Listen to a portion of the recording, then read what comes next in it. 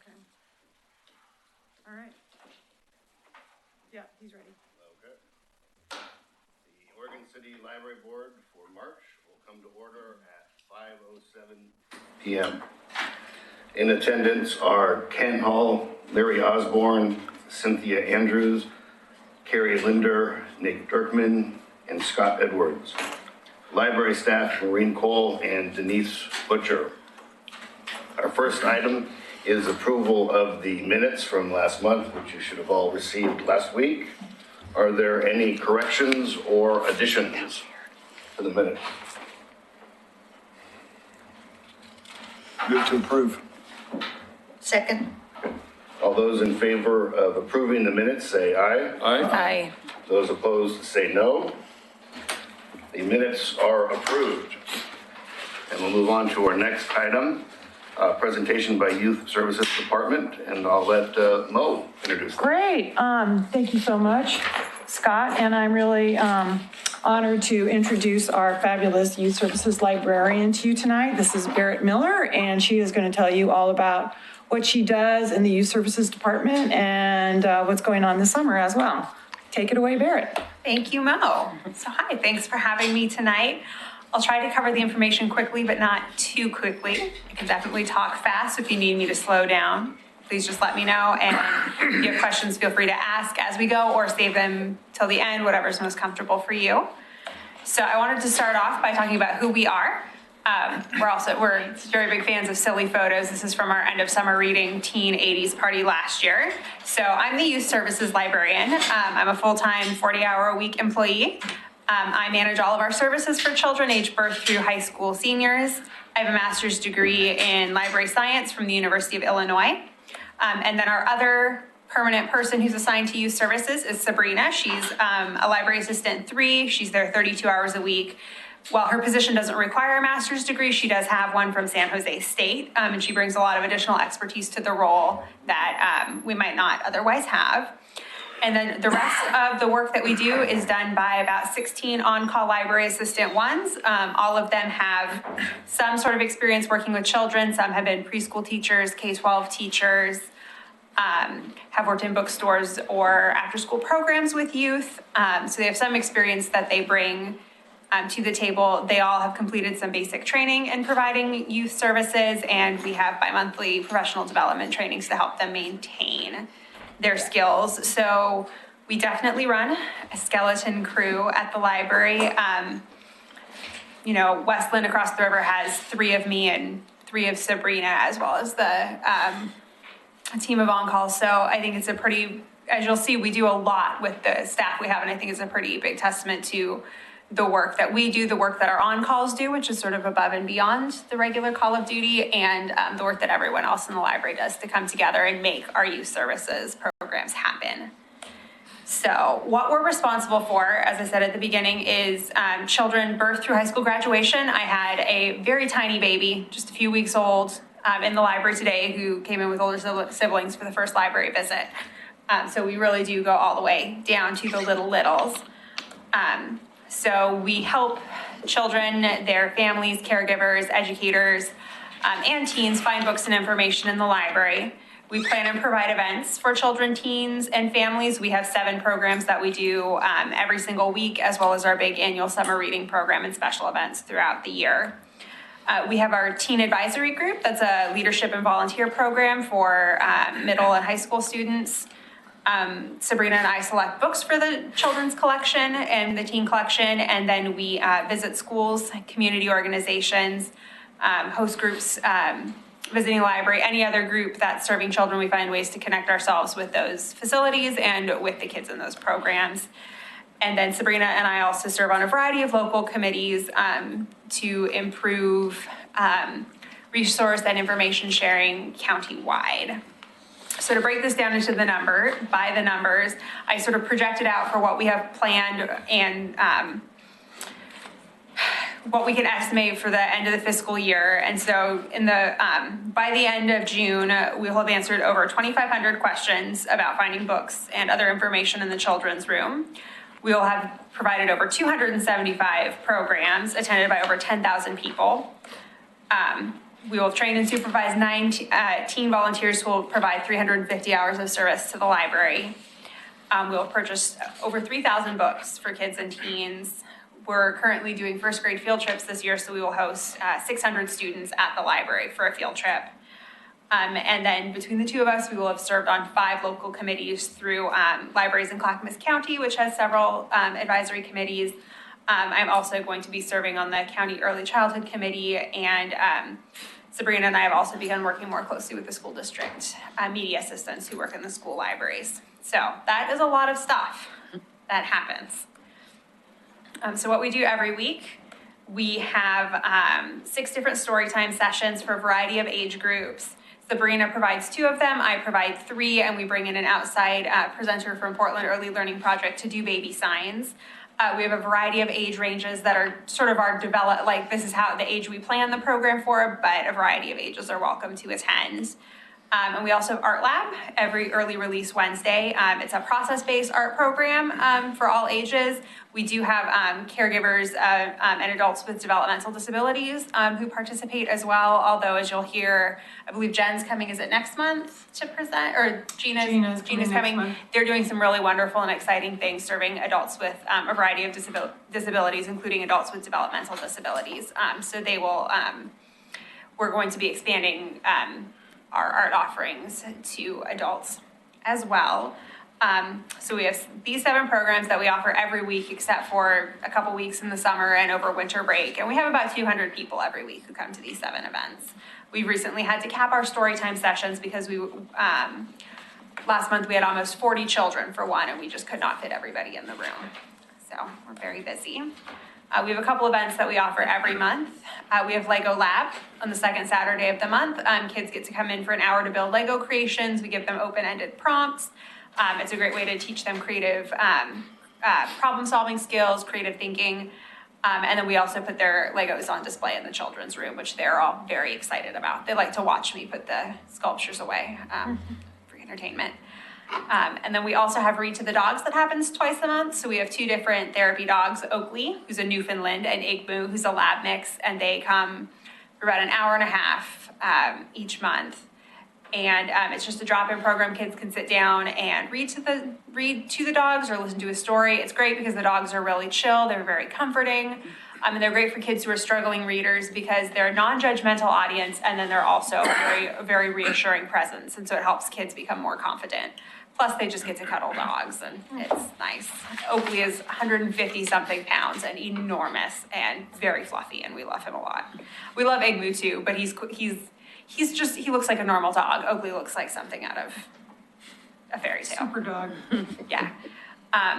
So we offer events for families as well. And this year we started 1 Saturday a month doing some sort of special program for families where we bring in an outside presenter and do something a little different from our regular offerings. Our most popular one by far this year was Steve's Creature Feature. He is a reptile handler who comes out and does reptile education shows with lizards and snakes. And this is Buttercup, an albino python who is probably 10 feet long. And the kids all got to hold her, and they just loved her. And it was really funny how some kids were super into the snakes, and their parents were having to hide in the hallway because they're like, I don't want to pass my fear down to my child, but oh my God, I can't be in the same room as a snake. Yeah, it was very fun. We also had Alexander, Master of Marvels, come and do a magic show, sleight of hand, which kids were also super into. Although, I mean, nothing taught, we were having to cycle people through Steve's Creature Feature because we had 75 kids who wanted to meet a snake. And then we had Storybook Ballet, where a local ballet school came out and they read a story about ballet, and then they taught the kids some basic ballet stuff. And it was basically 30 little kids dressed in tutus frolicking. Quite adorable. We also this year have started offering more programs for what we're calling our young teen age group, which is about 10 to 14. So old enough that they don't want to be grouped in with the babies. They have more, responsibility, executive functioning skills, but they're, not quite independent enough that they're, out doing stuff on their own. They still rely on their parents to get them to the library. So that we have this group that wants to be doing a lot of the stuff the older kids are doing, but they're not quite developmentally there yet. So we've been offering some special programs targeted just for them. some of our most popular ones are we did LED holiday cards where we taught the kids about how electrical circuits work. So we got, basic card templates, coin cell batteries, LED lights, and copper tape, and used it to make a paper circuit so that they could then light up a card using really basic electrical technology, which was about the limit of my scientific and engineering skills. I was very, very proud of myself. And then we brought in someone who has worked with libraries throughout the county named Liberty Rich to do needle felting with the kids. And so they did needle felted cakes and had so much fun doing that. Absolutely loved it. So we're doing more and more hands-on crafting, STEM, making programs for that age group of upper elementary school kids, young middle school kids, partly because they're really hungry for opportunities to do this sort of thing. There's not a lot of other opportunities necessarily for this age group, and partly because it's an age where kids can kind of get disconnected from the library, and so it's a good way to keep reeling them back in. So we have our teen advisory group. We currently have 9 tags who are 7 students in grades 7 to 12, and they are library volunteers. So they volunteer 1 hour each week at the library. They do basic shelving, other projects that we need. It's a great way to help them develop job readiness skills. They have to learn how to, pay attention to their work schedule and call out if they're sick. And, kind of if they're not liking their assignment, talk to us about, making that work. And so it's a really good way to help them sort of prepare for jobs. And I've done this at my previous library as well. And it's the kind of thing when they go out, become older, and they go to apply for their first job, they can use us as a reference. And we can say, yep, they showed up on time. They were great about, being proactive with the scheduling, helping us with all these projects. And it gives them kind of a good boost to get some preparation in a low stakes environment for going out to be more independent. And then we also have a monthly planning meeting where they help us develop events and do things like, we're trying to decide what prize books we want to give away for summer reading. So we give them a list and they vote and they choose the books that everyone is going to get and prizes and things like that. We're working towards getting them to do more event planning stuff and giving them more leadership and ownership. They're all from different schools and most of them are fairly shy. So it's been taking a while for them to get comfortable with each other. So we're reaching the point where they're starting to really begin to work as a group. This is only our 2nd year of doing the program, and we're working towards getting them to do a little bit more, be a little bit more proactive and get some good, leadership and project management skills through TAG. Our other big initiative this year is we want every single first grade class in the Oregon City School District to come through the library on a field trip. We've done 3 schools so far, and we've got 3 more to go. This year, we are doing kindergarten instead of first grade for Gaffney Lane. We're transitioning towards doing first grade for everybody, and Gaffney had come for some kindergarten field trips before. So we're working our way towards eventually getting everyone to do the all of our first grade classes to do the visits. And I've had some really good progress with working with some of the SLC and behavior classrooms in the school district, which are smaller classrooms of kids who have, whether they have a specific disability or if for some reason they're just really struggling in the traditional classroom environment, there's a separate smaller class with additional teachers that's designed to be a little bit more tailored to those kids. And so we're working to start getting the behavior classrooms in next year as well in a slightly different environment so that they can come and visit the library and be successful on that visit. It's really fun, although overwhelming. When we had McLaughlin, we had 120 first graders in and out of the building in under 2 hours, which was a lot of little humans. So when they're there, they get to do a library tour. We take them through the library, including the behind the scenes portion where they get to feed Bruno, our automated materials handler. They each get to put a book through, and it's so funny watching them because they put the book through and then they have to watch to see which bin it's gonna go in, and if it goes in the one they want, they're like, yes! So they love doing that. When we get thank you notes from kids who come on the field trip, there are several that are just like, my favorite thing was feeding Bruno. I love Bruno. I had a quick question. Yeah. Is this an ongoing program that you've done for first graders, or is this? This is the first year we're offering it for everybody. We'd offered it for I'd actually started doing it for North Clackamas Christian School a couple years ago, and it had gone so well for them and they really enjoyed it that we thought, this is a really good opportunity to do this for everybody.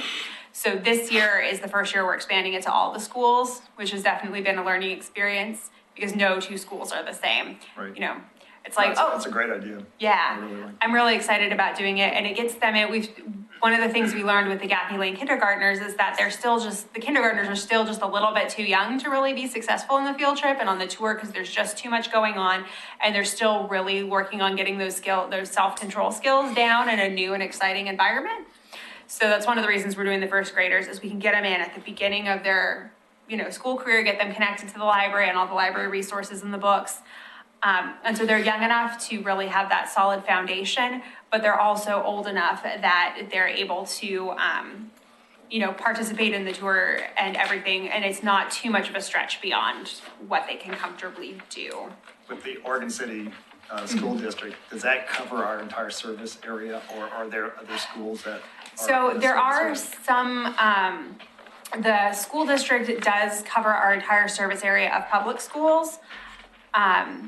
And one of the schools, Jennings Lodge Candy Lane, is technically located in Milwaukee, but we include them because they're run by the school district, and a lot of the kids who are in walking distance from the library are in that school. I reached out to I looked up, last year when we did summer reading, I had got everybody's school, asked everyone to submit their school.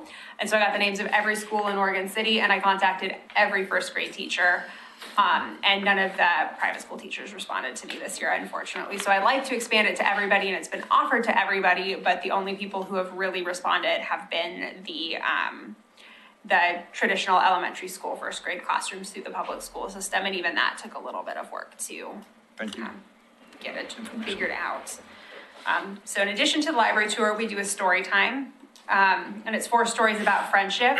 We have sort of 4 reading levels that we use in the library as sort of an in-house reading system, and each book is a different, I call them challenge levels to make them a little bit more value neutral. And so by the end of the story time, the kids know what our 4 challenge levels in the library are, and they know which type of book, what it looks like inside those books, how many words are on the page, how big those words are, in terms of print and in terms of length. And then that helps them go and choose. When they want to go and look at books, they know what level to choose. Because it can be very overwhelming to go into this big room and try to find a book that you can read when you're still learning to read. And so giving them sort of a sense of what some of their options are, and then telling them, I was specifically saying, if you need something, your Just Right book was not on this list. I show them the picture of our Ask sign in the library, and I'm like, go there, we will help you find whatever else you need. So it's and we also, they're fun stories, and we have a dance break in the middle. I don't know what I'm going to do when Can't Stop the Feeling by Justin Timberlake stops being a cool kid jam, because I'm going to be up a creek for story time. And then they also have time to explore the children's room. They look at books. Some kids will check out books, most don't. We do send home library card applications and a letter to parents explaining, here's how you get a card. But we found that trying to manage kids' library cards on field trips is just way too much, because nobody can remember what their PIN number is, or they maybe lost a book and then they have to pay for it in order to check out again, and it just gets really complicated. So if they do bring their cards and they want to check out, they can, but we don't really have the resources to get everybody a card and get them to check out on the field trip.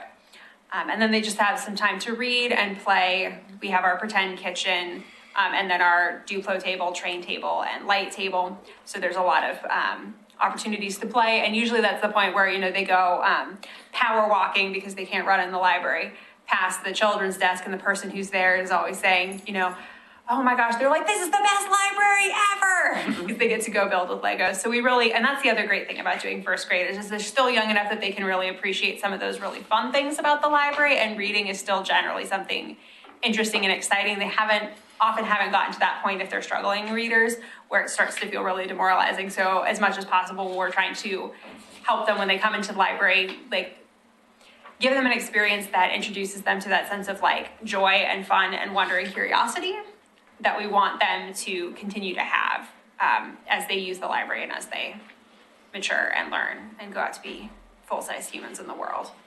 So it's been really fun, definitely overwhelming, huge learning curve. What works for one school does not work for another.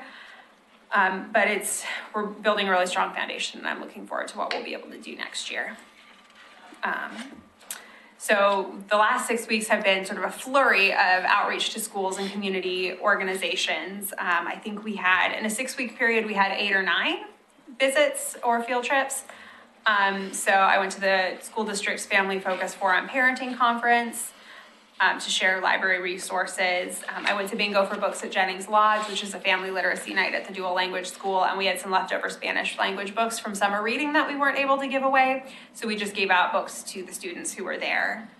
I presented at the school district's equity conference on finding diverse books for kids and teens, which was showing making a bunch of book recommendations for diverse books, and showing teachers how they can assess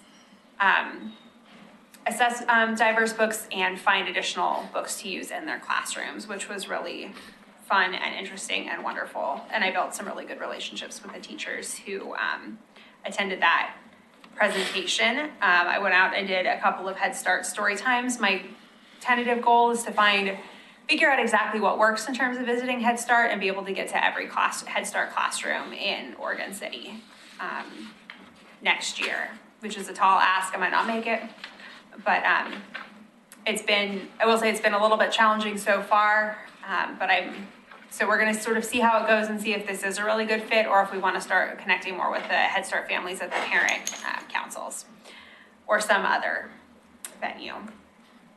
Sabrina went to the High School Career Expo to share career resources with teens in Clackamas County. They brought our Makey kit and some laptops, which is where you take, it's a little electric circuit, you plug one end into your computer. The other end has these clips that you plug into anything that conducts electricity, and in this case, bananas, and then you yourself can close the circuit and then play the bananas like a piano using a little web-based app, and it's super fun, highly recommend it. I love doing it with outreach at teens. My greatest outreach success story of all time came when I was out in Prineville, deep ranch and country, and I took this to the high school there, and I had this out on a table.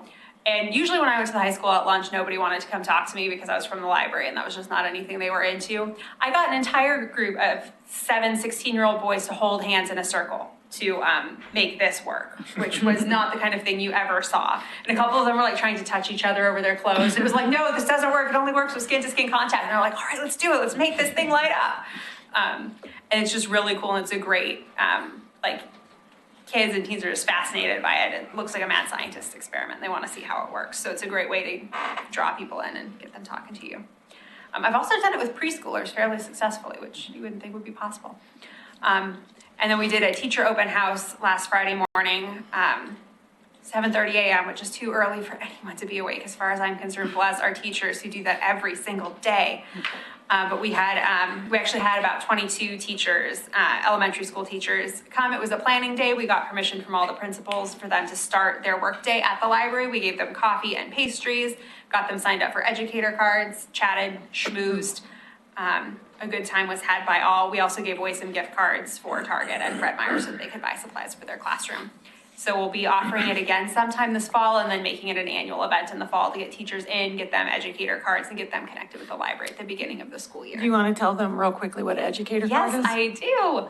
So an educator card is for certified teachers, preschool teachers, and teachers in after-school programs, as well as homeschool families. It's an additional card, so in addition to their personal card that they can use just for materials that in their classroom. They get extra checkouts, they get 80 checkouts and 30 holds, which is more than our regular checkout and hold limits. They get to keep the items for 6 weeks because that's the typical length of a unit that they're doing in their classrooms. And on anything that they're using directly with children in instruction on this card will accrue no late fees. So if they lose the book or damage the book, they will have to pay for it, but they won't be charged any late fees if they don't get things back in time, which is, sometimes you've got a stack of things that you're using for a unit and you need to keep it one more day. And then you get 25 cents per thing and suddenly you owe, $10 from keeping, your big stack of books for your whole classroom one extra day. So I don't know what that brings our total to. I think we've had this pushes us at least over 50 educator cards this year for sure.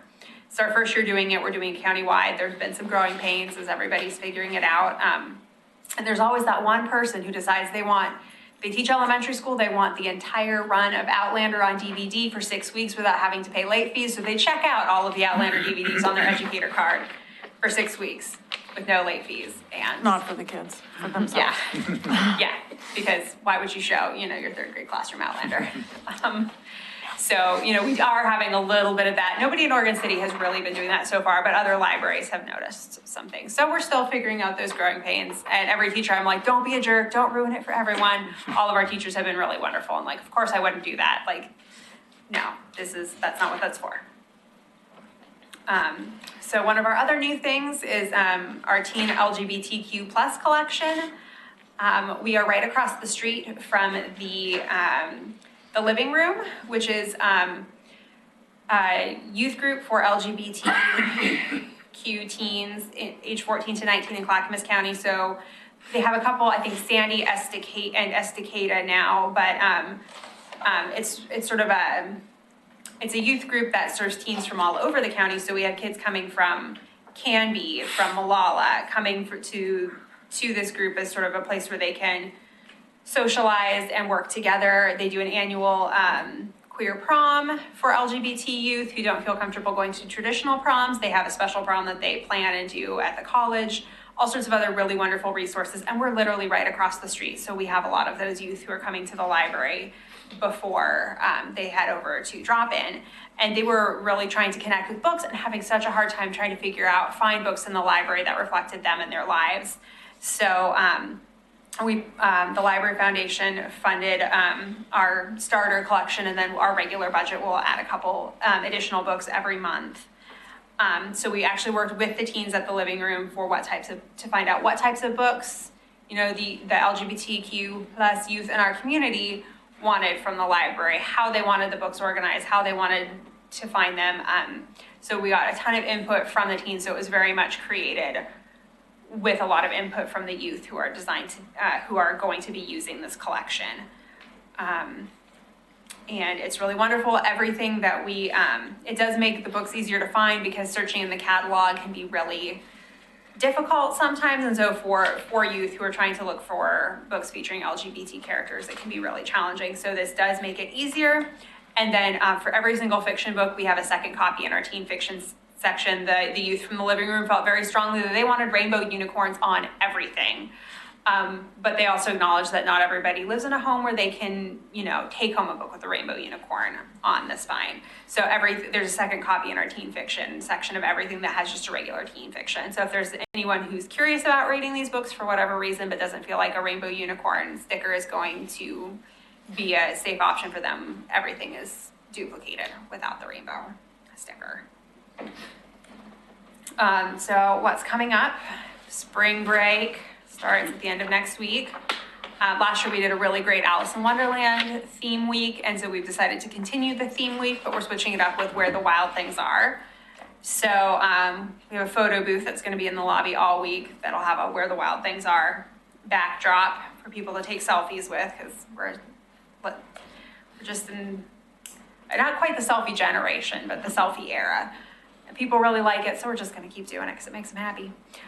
We're doing a story walk. So one page, we're taking the book Where the Wild Things Are, bought a couple paperback copies on Amazon, cut them up with a box cutter, made giant posters of each page of the book so we can hang them in the walls of in the windows of 19 different businesses downtown. So families can come to the library anytime, March 21st to 31st, grab a map. They start at the library, walk down to the Friends bookstore, then come by City Hall and take the elevator down to Main Street. They'll go up and down Main Street and then come back along 6th Street past the Ermitinger House and to the library. And by the time they're done, they will have read the entire book Where the Wild Things Are. It's great to do over spring break because so many families are traveling, but they're not traveling the whole time. They're doing just bits and pieces here and there. So it's, trying to get everybody in the library for an event can be really hard, but do the story walk they can drop in and do anytime. They can do it anytime we're open, and they get a little prize when they finish. Our weekly art lab will be Where the Wild Things Are themed. People really love paper bag puppets, so we're gonna do paper bag puppets. And then we're having a wild rumpus on March 28th, which is literally we're gonna put sticky jewels on some fake crowns and then have a dance party to like Motown and get everybody's extra energy out by the end of spring break, or at the end of spring break, because they're all a little stir crazy from being home. Our other big annual event is May the 4th. May the 4th be with you, Star Wars Day. We have our big annual party. We usually bring in the 501st Legion of cosplayers who dress up as stormtroopers and come in and, you know, just interact with the kids and hang out and, you know, duel them. Kids love building lightsabers out of pool noodles and duct tape. I don't know what it is. And then they like to go out and, like, you know, we let them run wild in the spray park with a bubble machine and hit each other with the lightsabers. And then we just have like carnival games and scavenger hunts and all sorts of other good things to do. We had over 500 people attend last year, with everybody going in and out the doors. Our door count was something like almost 1,000 in the evening. So it's bonkers. People love it. Summer reading is coming. It runs June 1st through September 1st. We're expecting almost 3,000 kids and teens to register this year. We're working on getting to every single elementary school to do a presentation at a morning assembly, or just like a school-wide assembly. When we did that at Beaver Creek last year, we doubled the registration numbers. So we're really hoping to get more kids in this year. I've got a picture here of just some of our prize books spread out in the community room. That's like 2,000 of them. So yeah, we're hoping to, and we're also going to the middle school and high school libraries during lunch to promote the teen summer reading program to the older kids as well. Every kid who signs up gets a free book to take home and keep. We wanted to make sure that everybody was starting off with having a book to take home and not just saving a book as a reward for the end, because we'd rather get as many books into kids' hands as possible. And then we also work with local businesses, and then the county cooperates region-wide for some other goodies that kids can get as coupons. This year, one of our sign-up coupons is a discounted Oaks Park ride bracelet, free mini golf at Bullwinkle's. Last year, we're hoping we can get this again. Last year, Mike's gave every kid who signed up a free ice cream cone, and Mike's Drive-In is right across the street from the library, so people loved it. And then we also offer activities to entertain and educate children when they're outside of school. So we'll be doing story times and art lab all through the summer. But we're gonna bring back our family concert series every Wednesday morning in the library park. We're gonna keep those young teen maker crafty programs going every Friday. We partnered with the OSU Extension to offer teen cooking classes every week, and then we'll be having monthly teen movies. We're still working on this, fingers crossed it all comes together, but we're hoping that we can use the Tot Park across the street from the library as a free summer food site. So it's the equivalent to the free lunch programs at the elementary schools. During the summer, they will offer them in different places around the community. Anyone can come get a free lunch, you know, no questions asked, it'll just be available.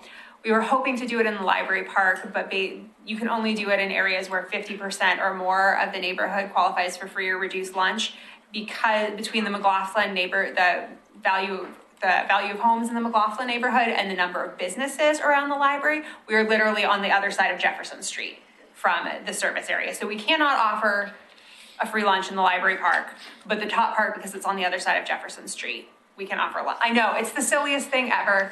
And I talked to the guy at the school district who does all of this, and he was just like, I contacted them directly and tried to get them to do an override.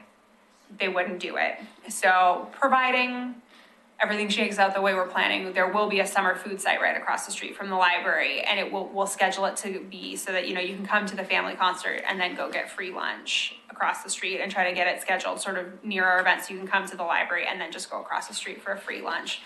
I mean, it would be great to have it at the library because there's less stigma of coming to the library, you know, because there's less stigma of coming to the library than going to a free summer food site, but, or a dedicated summer food site. So we're still working on it, but it will be great to have those free lunches right there by the park to get food to kids who need it. And we're expecting it to be another very busy summer. We had 4,500 people attend events last summer, so we expect this summer will be about the same. And that is my wrap up. If you have questions, you can ask me now, or I've got information on how to contact me. I can answer any and all general questions, and if you have teen specific questions, you can always contact Sabrina as well. I have a question for you. Yeah. So some of your events, there's a lot of attendance. Mm-hmm. And so what have you found is your best marketing tool for the community to know about these events? Ooh, that is a good question. A lot of it is word of mouth. So people telling other people about it. I will say, once things go on our calendars, we have a monthly events calendar that we hand out in the library, and usually, like, a lot of the people who come are often just people who are in the library all the time, and they see it as a fun thing to do. We definitely, I mean, we have a lot of attendance for stuff that people really enjoy doing, so being able to tailor our programs, getting a better sense of what the community likes, and being able to tailor programs that are just interesting. I know we do try to track what happens on Facebook, and there are certain events where we'll have there are a lot of people who are, you know, liking or being interested in our events on Facebook, which will sometimes be determined. But I would say, like, a lot of the people who come, you know, we have a lot of people who are there, but it's not, you know, I talked about those 4,500 people for coming for summer reading. It's not 4,500 different faces. It's often the same families every week, and even the same families coming multiple times in a week. So it's kind of hard to get a finger on what is working and isn't working marketing wise, but we tend to see, I think, a lot from our event calendar, just because we're reaching people who are already in the library, and then we do have a fair amount of we're able to slowly start pushing into new markets on Facebook too. Okay. That's my best guess. I've got just a little tiny comment on that too. The city did a survey and they asked people like what was the best way to get news, and so many people, I can't remember the exact percentage, they said the trail news, and we do have things listed in the trail news. So even though that's like, you know, a hard copy thing that doesn't always have like accurate last minute information because things change, or every single program, people still really do rely on that. Yeah, definitely. Trail news, which is tricky because What is trail news? It's like a pamphlet that comes out quarterly. It's like a newspaper print pamphlet that's like 3/4 size kind of thing, 2/3, 3/4. And it's just got listing of all the activities in the city. And it's, well, I just know it includes the city, but it also includes more than the city, doesn't it? Yeah, well, it's so it's like all the things that Parks and Recreation offers, all the things that the Senior Center offers, all the things that the pool offers. Library, so pretty much city departments, and I think maybe some county services, but it's basically programs and services offered by city departments that are for the general public. I think it only goes to city residents though. Yeah, So that's the limiting factor for That us. is a limiting factor, yeah. yeah, I had a question, yeah. unless somebody else. I know the foundation is looking at Dolly Parton Imagination Yes. Project. How does that, it may be too early in the process, but I was just curious how that would fit in with what you have going so far. That is a great question. I know they're in the very early stages. I can talk about what I know that the Canby Public Library and the Wilsonville Public Library do. And so their libraries, at their children's desk, they're like registration points for Dolly Parton Imagination Library, as far as I understand. And so they promote the program and they sign families up for the program through the library. And then they partner with their local organizations to secure funding for the kids in the community who register. So I think, and I know Mo has been more involved in the research process so far. So that's how at this point I imagine it working. I could be very wrong. I know it's pretty early in Yeah, the process, so I we'll didn't know if see. it was, being discussed or whatever. Yeah, but it's the kind of thing that, certainly promoting it, getting kids registered at story times, through programs, other things to really be, because we're connecting with so many young kids and families through the library, we're a really great, Since you're touching so many people yes, through all your programs, so many people. I wondered if there's an opportunity to talk about the cultural passes. I just feel like that's so underused. And when I talk with people about it, that, it's like they're not, there's not I think there's an awareness, but I don't know how broad it is. And there's a lot of good things for families that would be cultural passes. We don't really do a ton of promotion for the cultural passes in the children's room, although we do have a lot of families who are aware of it. I think in particular right now, we're getting ready to launch a new online cultural pass booking program on April 1st. And so I think as we roll out ePass, which is the software, that will give us a really good opportunity to promote it in general in the children's room and throughout the library, just because I know that when I went to the Family Focus Forum, I brought the cultural pass brochure, and I was telling so many people, did you know we have cultural passes? And the parents were like, what? That's awesome. And I had probably 3 different people say, oh yeah, we use those. I really wish you offered online booking because it's such a pain. And I was like, coming this spring, online booking. That's great. So, I like that. yeah, so I think the online booking will really help in terms of making it'll give us a great promotion opportunity. It'll make it more user-friendly for a lot of people. And then also, we'll see the same people using the passes over and over again, and the online system will block it to, I think, 1 pass usage per card per year. So it'll free them, some of the, not that we have a ton of people who do it, but it will put some, I have one more question. yeah, go. Library to Go. I wonder if there's an opportunity like at the high school to promote Library to Go, because, you know, everyone has their Yeah. smartphones and other things. And I just, again, I feel like I don't know what the awareness is for Library to Yeah. Go, like in the high school. And It Yeah. just seems like that'd be a great We opportunity. do a little bit. The Oregon City School District is actually one of the most proactive in the state at buying ebooks and digital audiobooks for their school libraries. Oh, wow. So they Okay. have an That's equivalent to the downloadable option, it's the same as the Overdrive app, but they call it Sora instead of Libby for schools. And so the school district is still trying to get widespread adoption of their own in-house ebook usage. And so it's a thing I've been talking about with the media assistants when I go to their monthly meetings, when I've been talking to teachers that, hey, we have library downloads too. You can do Library to Go and you can do Cloud Library. So it offers a lot of benefits. One of the things that I think is really funny is a lot of teens have become very resistant to the concept of ebooks. You know, I'll offer things as an ebook and they're like, no, I want to read the paper book, or I want to read the real book. And I'm like, you know, format is just, you know, a paper book is just an arbitrary format. Like the words are the same. But there are some kids who are real hardcore format snobs and they talk about wanting to smell the books. And, I know, I have a grandson like that, so I can relate. yeah, I mean, and I'm like, but I want the convenience of being able to read on my phone, you know, in bed, or to listen to an audiobook wherever I am and not have to find a disc player, because who has those anymore?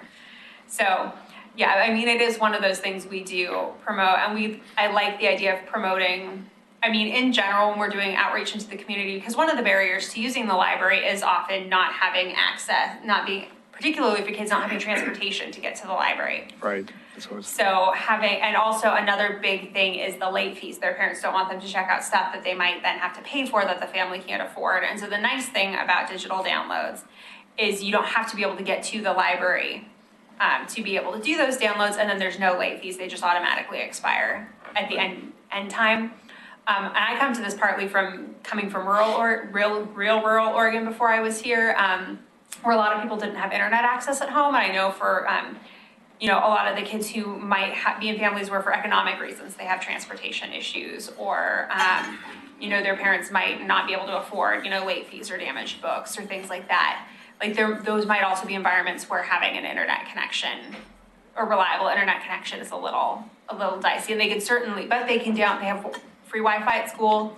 And if they can't get to the public library, free Wi-Fi at the library. So definitely there's a lot of opportunities there, especially in terms of access for people who have primarily transportation and economic reasons can't get to the library. Thank you. Yeah, Question. yeah, You said you've been operating a teen advisory group for 2 years now. yes. Have any of the people involved in that expressed an interest in becoming librarians? That is a good question. Nobody in my current batch has. I'm not as involved with the tag here as I was when I was at my last job, but when I was, it definitely does happen. When I was in grad school, my first real world library experience was helping run a teen advisory group in Illinois, and we had at least one kid from that group who was like, I want to be a librarian. But we see a lot of kids who are, I think the kids who are really engaged with the teen advisory group are often kids who are, they're either really super into the library and they just really like the library and like being there and like reading, and they don't necessarily want a career in libraries, but they're really into books and what the library can offer the community. And I've also seen the library be a really great place for kids who don't really fit in anywhere else, particularly because you know, you can come and do stuff at the library and become part of a community in a way that doesn't require money.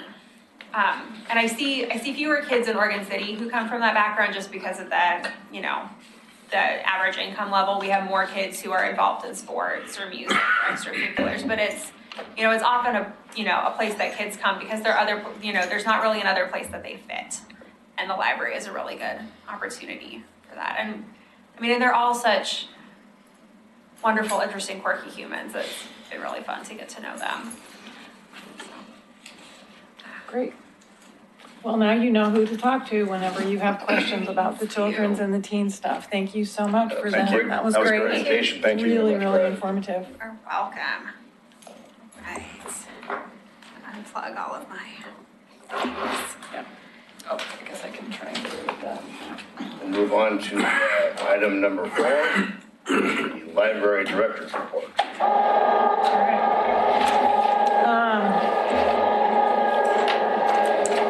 Well, one of the things we are working on in February seemed to be behavior issues, and we'll be talking about the behavior policy later. But it felt like we spent a lot of time and energy on behavior issues. I don't know if it was the weather. I don't know what it was, but it did force us to kind of reevaluate how many warnings we were giving people and letting them slide by with. And so the upside, as I mentioned in my report, was that we feel like we've made some really tighter connections with Robin Schmidt at Father's Heart and with Mike Day from the Oregon City Police Department. So that's super helpful when you have people that you can call when there's things going on, because the issues that we were having primarily had to do with people who happen to be homeless, but not by any means all. So not to give you like the wrong impression. Thank you so much, Barrett. We'll see you later. All right. And that building stuff that we did that big building project in October where we did like the baffles and all that stuff. That's done, but then we decided to do more sound stuff down in the staff area. And it just is like super slow to get any kind of work done these days because all the workmen are so busy. So that is happening, but very, very slowly. And, they're just, other than thinking about stressed staff and burnout issues, there wasn't a lot going on. That took up plenty of time. The statistics looked very good for last month. As compared to the same month last year, we were up in door count, we were up in circulation of materials. We were down in what I like to be down in, which is the difference, the holds that we were getting from other libraries. I mean, that last year at this time, it was 6,300 and we were down to 3,600.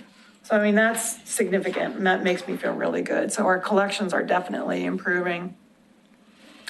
But otherwise, I was sitting there thinking, what did we do in February? It snowed, it was miserable. We wanted it to be June.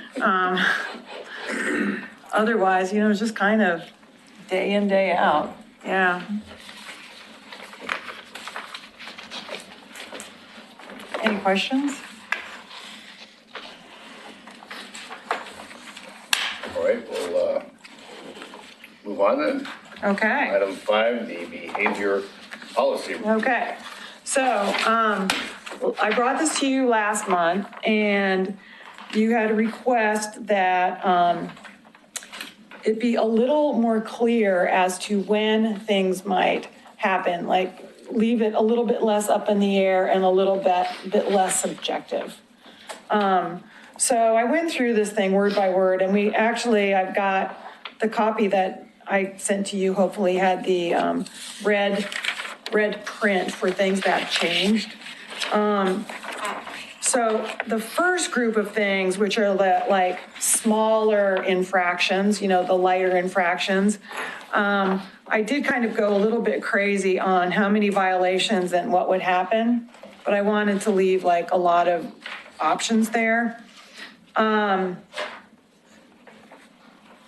Sometimes, even though they're like really small violations, when they're repeated, they just drive you crazy, and nobody should be allowed to get away with like repeated things over and over and over. So I just really felt like I needed to address that. And then I did want to take your attention down to number 7, where it says consuming food except in specially designated areas. You know, food's not allowed in the library, and I have to tell you, when somebody wants to eat a sandwich they got at Father's Heart, and you're sending them back outside, it's really tough. It's like, wait a minute, what's wrong with this picture? So we've talked about designating some very specific areas that we could say, also to people like moms who want to give their kid a cracker so that they like feel a little bit better. It really shouldn't be in the children's area with it getting into all the Legos, you know what I mean? So it would be really nice to have one place in the library to say, go eat there. So we changed that rule so that we could, in the future, at least have a specifically designated area. So that's what's going on with 7. With number 14, you'll notice that I said footwear with soles must be worn while in the library. Previously, it was just no bare feet. Well, we had some people challenge us on that. They were walking around in their socks, and they were not happy that we were making them put shoes on. So I wanted to be very clear about that. And then number 15 on the backside, about offensive odors, you know, like we need to be able to send people away if the odor is just so very strong that it's disturbing other people. But once that issue is taken care of, people are absolutely more than welcome to come back, you know, and that could be taken care of relatively simply in many cases, you know, if people have access to the right cleaning facilities or whatever. So that's why I added that little thing. And then on the bottom, I added the appeal process at the very end.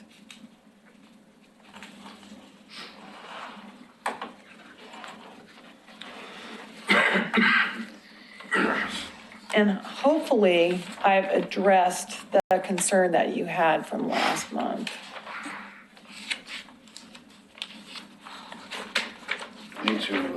This needs to be, yeah, moved and approved, if you're okay with it.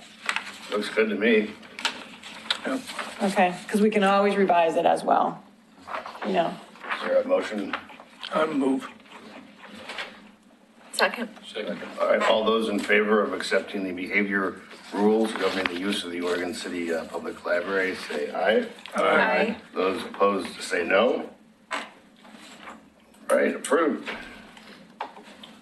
Move on to item 6, the budget and budget process. All right, so in February, we got an estimate of what we will get from the district for next year. And it's basically a 3% increase, and they basically tell us that every single year. That's what they expect. One of these years, there's going to be a tipping point and it's not going to happen. But so far, it's been that plus more, actually.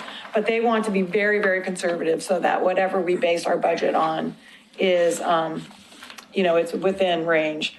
So, so we got that. And then we also got figures from the city as to like where we are year to date and what they project us being.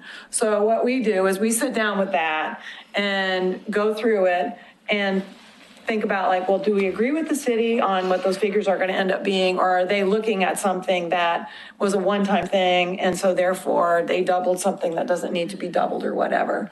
So we've gone through all that with the expectation that we will still get the same city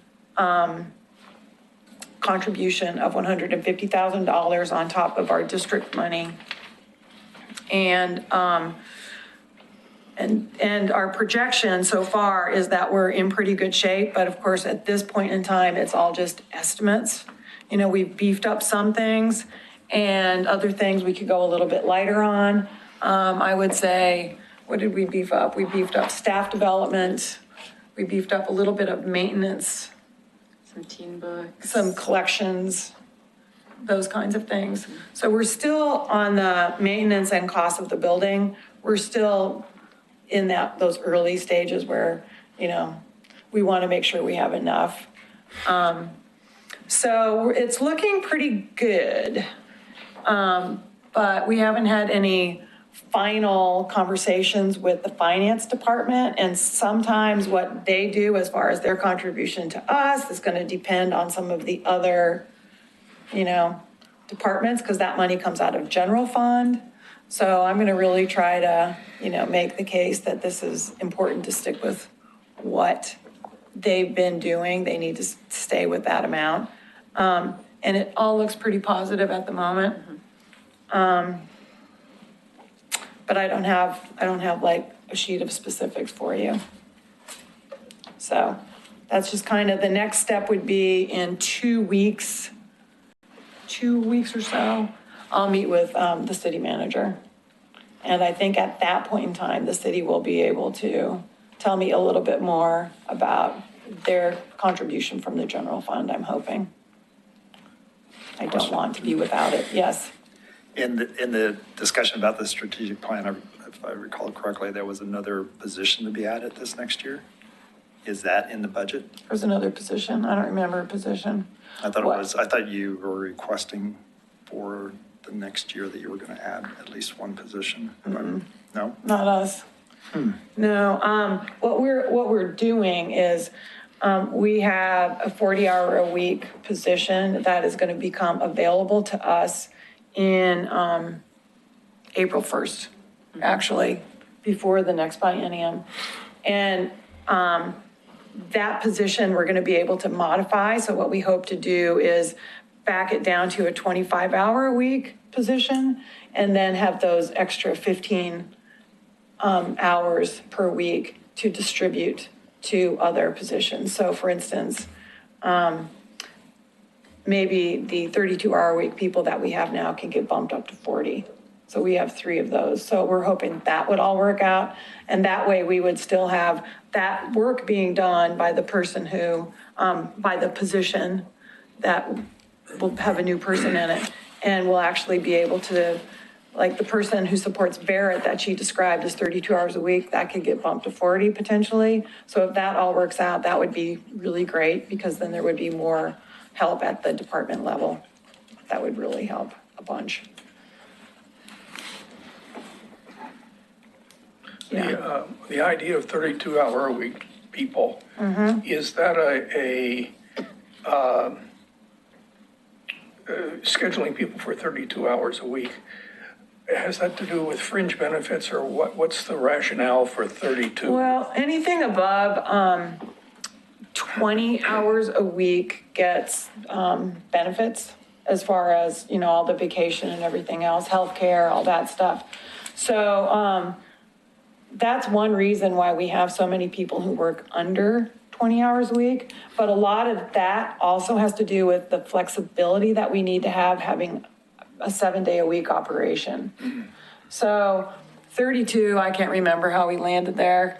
They were 30. They were 30. Then we gave them 2 more Yeah. or something. Yeah, we managed to do 2 more, but because we couldn't actually afford 40.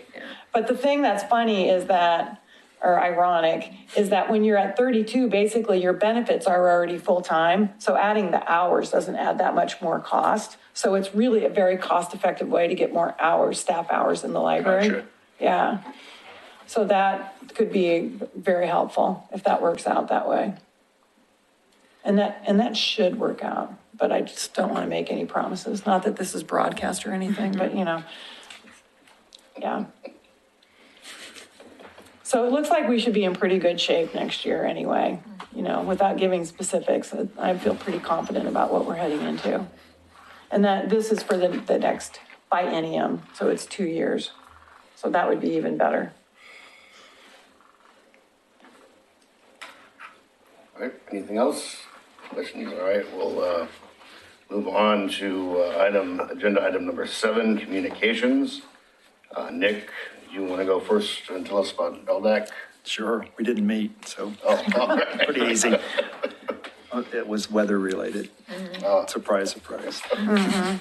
All right, Ken, you were just at the Friends of the Library meeting? Yes. The new bookstore looking good. They've got new carpet in, they've painted the interior walls. And looks like everything is pretty much on schedule. Today, the owner was at the meeting of the building, and the people signed the lease agreements. And I don't think anybody read them very thoroughly, but nobody ever does anyway. They said they read them ahead of time. They've already received copies. Have your lawyer read them, yes. Yeah. And they're going to, right now, they're running 50% off all books until they close the old library. So if you. Old bookstore. Really, all books? I said old bookstore, you said old library. I'm sorry, I just wanted to make sure we were Yeah, at the old library. at the old bookstore. Old bookstore, I'm Yes, sorry. thank you. Okay, at the old bookstore. And they're really encouraging people to come in and load up. Yeah. Let's see. They're going to close the library on the 31st this month, or not, the bookstore, the old bookstore. And they're going to, planning on opening a new bookstore on the 15th of April. And then they're going to have the grand opening May 1st. So they might even get everything back up and looking good by then. There is some expenditures, but they're being very thrifty about it. I think they're doing a great job. Anything else? No, I think you got it. They are looking for volunteers to help them pack books and unpack books. Do they need trucks? Yeah, they're gonna lean on Pam at B&B Leasing, because of course they know, they're related to the foundation people. And they don't have to start paying rent until May 1st, which is nice. That's right. And they've got a good, healthy savings account. And they make sure they're going to stop the rent at the other place Yes, exactly. on the first. So, Right? Cynthia, Library Foundation. Foundation did not meet in February, but we will be meeting next week. And the major topic of discussion will be the Dolly Parton Imagination Library Project. And we'll be seeing a brief PowerPoint that explains the whole thing, and then having some information and discussion about community partners, benefits to the community, and steps to move forward. So it ought to be a good meeting, and a lot of, I think, good activities will come out of that. All right, thank you, Nick, Cynthia, and Ken for representing us at all of these meetings. And I guess we'll move on to item H, future agenda items. I know, Mo, you were gonna fill us in on the latest with Link. Oh, right. So, as I think I've mentioned before, Greg Williams from the Library Network was promoted up to business and service, whatever. It's like one of the major departments of the county. And so replacing him was a big task that we've been working on. I was on the interview panel, and recently they hired Catherine Cole, who was working already in that office. So she just has been also promoted herself then. Her first day in that position was March 9th. So now they'll have to start working on replacing her. It's a vicious cycle when you hire from within, but it's all good because they're all great people. So I'm very much looking forward to working with Catherine in that position, and she's going to be great. That's awesome to hear. Yeah. I'm sure Josh is happy too. I'm sure Josh is happy. Is there any new business or unfinished business? Since there is no further business, this meeting is adjourned.